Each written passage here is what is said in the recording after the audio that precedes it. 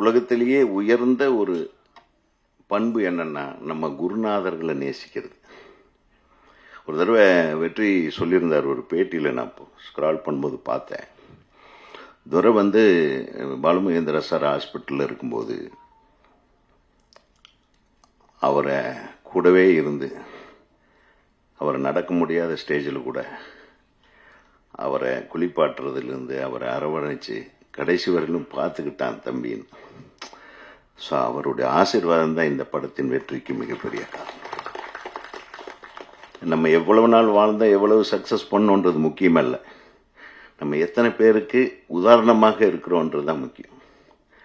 அந்த வகையில் சும்மா காமெடியாக அப்படி இப்படி தெரிஞ்சிட்டு இருந்த ஒரு தம்பியை கூப்பிட்டு வந்து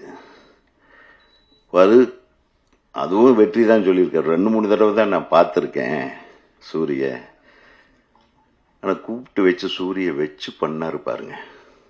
தமிழகமே திரும்பி பார்க்குற மாதிரி, தமிழ் உலகமே திரும்பி பார்க்குற மாதிரி விடுதலை என்ற ஒரு படத்தில் அவரை ஒரு அசத்தலான கதாபாத்திரத்தை கொடுத்து நடிக்க வச்ச, திருப்பியும் அந்த நன்றி வெற்றிமாறனித்தான சேரும். அந்த பயம் நம்ம அண்ணன் பண்ணாரே, அந்த பயத்திலேயே நம்ம கரெக்டாக பண்ணியாகணும் என்ற பயம் ஒவ்வொரு நாளும் செந்தில்கிட்ட இருந்திருக்கும் போல இருக்கு.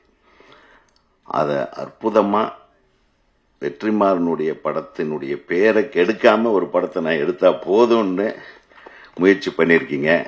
அதில் இந்த வெற்றியில் வெற்றிமாறன் அளவுக்கு நீங்களும் ஜெயிச்சிருக்கீங்க. வாழ்த்துக்கள் தம்பி. அது மட்டும் இல்லை, ஒரு நட்புக்குன்னு ஒரு உதாரணம்னு இருக்கும் இல்லையா? எத்தனையோ பேர் நம்ம நண்பர்கள்னு சொல்லிக்கிறோம். சினிமாவில் நிறைய போலி நண்பர்கள் நிறைய பேர் இருப்பாங்க. பிரச்சனை வரும்போது காணாமல் போயிடுவாங்க. நிறைய பேர் வெற்றிக்கு பின்னாடி நம்ம மேலே ஏறி சவாரி பண்ணுறதுக்கு நிறைய பேர் வருவாங்க. அப்படி சவாரி பண்ணுறவங்கெல்லாம் நம்ம தோத்து நிற்கும் போது நம்ம மேலே சவாரி பண்ணிட்டு ஓடிட்டு இருப்பாங்க. இன்னொரு குதிரை மேலே ஏறி சவாரி பண்ணி போயிட்டே இருப்பாங்க. நான் இதெல்லாம் பார்த்துட்ருக்கேன்.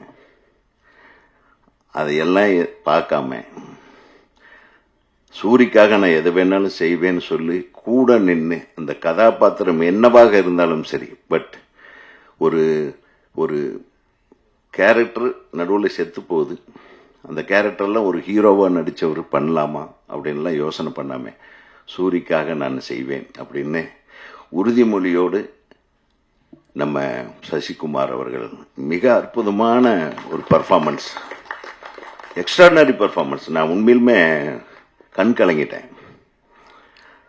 நான் பொய்யெல்லாம் சொல்லலை, ரொம்ப அருமையாக பண்ணீங்க.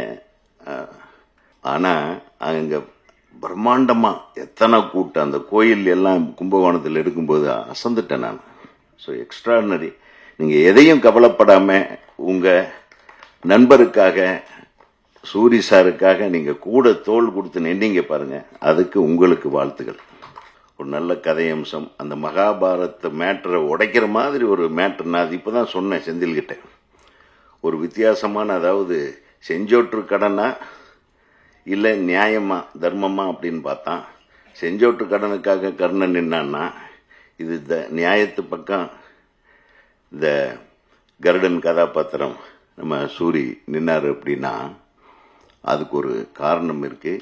அதுதான் இந்த படம். அதை வலுவாக நீங்கள் கொண்டு போய் சேர்த்துட்டீங்க. அடுத்த படம் பண்ணும்போது இதை விட உங்களை நிறைய எதிர்பார்ப்பாங்க. அந்த பயம் உங்களுக்கு இருக்கணும் என்பதை அன்போடு தெரிவித்துக் கொள்கிறேன்.